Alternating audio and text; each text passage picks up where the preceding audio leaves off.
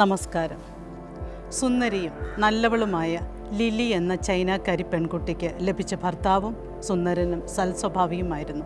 എന്നാൽ അവൾ ഭർതൃഗൃഹത്തിൽ ചെന്നപ്പോൾ മുതൽ അവൾക്ക് തീരെ ഉൾക്കൊള്ളാൻ സാധിക്കാത്ത പ്രകൃതമായിരുന്നു അവളുടെ ഭർതൃമാതാവിൻ്റേത്. അമ്മായിയമ്മയായ ആ സ്ത്രീ എപ്പോഴും ലിലിയെ ശാരീരികമായും മാനസികമായും പീഡിപ്പിച്ചുകൊണ്ടിരുന്നു. ചൈനീസ് പാരമ്പര്യമനുസരിച്ച് ഭർതൃമാതാവിൻ്റെ ആജ്ഞകൾ ആദരവോടെ നിർവഹിക്കണം എന്നുള്ളതുകൊണ്ട് ലിലിക്ക് മറുത്തൊന്നും പറയുവാൻ സാധിക്കുമായിരുന്നില്ല.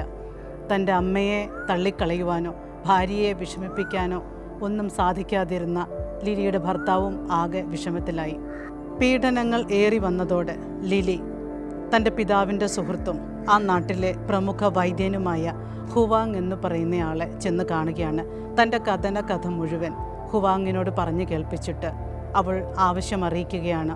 കുറേശ്ശെയായി തൻ്റെ ഭർതൃമാതാവിൻ്റെ ആരോഗ്യം ക്ഷയിക്കുന്ന രീതിയിലുള്ള എന്തെങ്കിലും വിഷപ്പൊടികൾ തരണം, അതാണ് അവളുടെ ആവശ്യം. അങ്ങനെ ആരോഗ്യം സാവധാനം നശിച്ച് ആ സ്ത്രീ മരണത്തിലേക്ക് പോകണം. തീരെ നിവൃത്തിയില്ലാത്തത് കൊണ്ടാണ് താൻ ഇത് ആവശ്യപ്പെടുന്നതെന്നും ലിലി ഈ വൈദ്യനോട് കൂട്ടിച്ചേർത്തു. ഇദ്ദേഹത്തിന് കാര്യം മനസ്സിലായി. അദ്ദേഹം ഏതാനും പൊടികളൊക്കെ സജ്ജമാക്കി ലിലിക്ക് കൊടുത്തിട്ട് പറയുകയാണ്, ഇത് നീ കോഴിയുടെയോ ആടിൻ്റെയോ ഒക്കെ ഇറച്ചിയിൽ ചേർത്ത് വേണം നിൻ്റെ അമ്മായിയമ്മയ്ക്ക് നൽകാൻ. ആർക്കും സംശയം തോന്നാതിരിക്കാൻ വേണ്ടി അവരോട് നല്ല സ്നേഹത്തോടെ പെരുമാറണം, ആദരവോടെ പെരുമാറണം. അവരുടെ ആജ്ഞകളൊക്കെ നീ അനുസരിക്കുകയും വേണം. ഇത് കുറേശ്ശെ അകത്ത് ചെന്ന് കഴിയുമ്പോൾ അവരുടെ ആരോഗ്യം നശിച്ച് അവർ ഇല്ലാതായിക്കൊള്ളും. സന്തോഷത്തോടെ ലിലി ഈ പൊടികളെല്ലാമായി വീട്ടിലേക്ക് എത്തുന്നു. വൈദ്യൻ പറഞ്ഞതുപോലെ തന്നെ നല്ല രുചികരമായ ഇറച്ചി ഭക്ഷണങ്ങളൊക്കെ ഉണ്ടാക്കി അവർക്ക് കൊടുക്കുന്നു. അതിൽ പൊടി ചേർത്താണ് കൊടുക്കുന്നത്. ചിലപ്പോഴൊക്കെ നല്ല ഫലങ്ങളിലാണ് ഈ പൊടി ചേർത്ത് കൊടുക്കുന്നത്. കുറേ കഴിഞ്ഞപ്പോൾ വീട്ടിലെ അന്തരീക്ഷത്തിനാകെ മാറ്റം വന്നു. ലിലി നല്ല ഭക്ഷണ സാധനങ്ങളും രുചികരമായ രീതിയിൽ ഉണ്ടാക്കി കൊടുക്കാൻ തുടങ്ങി. നല്ല ആദരവോടെ സ്നേഹത്തോടെ അവരോട് പെരുമാറാൻ തുടങ്ങി. ഇതോടെ അമ്മായിയമ്മ ലിലിയെ സ്വന്തം മകളെ പോലെ കാണാൻ തുടങ്ങി, സ്നേഹിക്കാൻ തുടങ്ങി. അവർക്ക് തമ്മിൽ പ്രശ്നങ്ങളൊന്നും ഇപ്പോൾ ഇല്ല എന്ന് വേണമെങ്കിൽ പറയാം. കുറച്ച് കഴിഞ്ഞപ്പോൾ ലിലി ഈ നാട്ടുവൈദ്യനെ അന്വേഷിച്ച് വീണ്ടും ചെല്ലുകയാണ്. ഇപ്പോൾ അവളുടെ ആവശ്യം തനിക്ക് നേരത്തെ തന്ന ആ വിഷപ്പൊടികളുടെയൊക്കെ ഫലം എങ്ങനെയെങ്കിലും ഒന്ന് ഇല്ലാതാക്കി തരണം. കാരണം ഇപ്പോൾ അമ്മായിയമ്മയ്ക്ക് തന്നോട് നല്ല സ്നേഹമാണ്. അവരെ അങ്ങനെ ആരോഗ്യം നശിപ്പിച്ച് ഇല്ലാതാക്കേണ്ട കാര്യമില്ല. അവർ ജീവിച്ചു കൊള്ളട്ടെ. എനിക്ക് അവരെ അമ്മയെപ്പോലെ ഇപ്പോൾ സ്നേഹിക്കാൻ സാധിക്കും.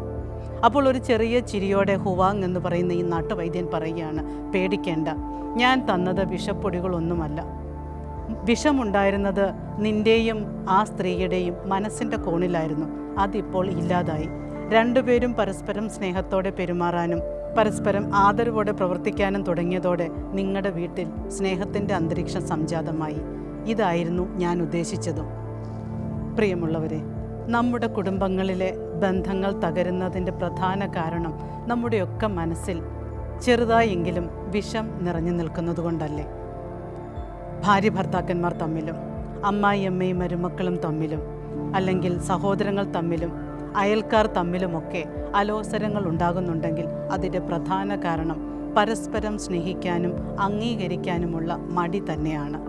നാം എല്ലാവരും തന്നെ പരസ്പര സ്നേഹവും സഹകരണവും ആശ്രയത്വവും ഒക്കെ പ്രതീക്ഷിക്കുന്നവരാണ്. കുടുംബത്തിലും സമൂഹത്തിലും നമ്മുടെ സ്ഥാനം എന്ത് തന്നെയും ആയിക്കൊള്ളട്ടെ, നമുക്ക് പരസ്പരം സ്നേഹിക്കാം, മറ്റുള്ളവരെ അംഗീകരിക്കാം, മറ്റുള്ളവരോട് ആദരവോടെ പെരുമാറാൻ ശ്രമിക്കാം. അങ്ങനെ ചെയ്യുമ്പോൾ തീർച്ചയായും നല്ല ബന്ധങ്ങൾ, ദൃഢമായ ബന്ധങ്ങൾ ഈ ഭൂമിയിൽ സൃഷ്ടിക്കാൻ നമുക്ക് സാധിക്കും.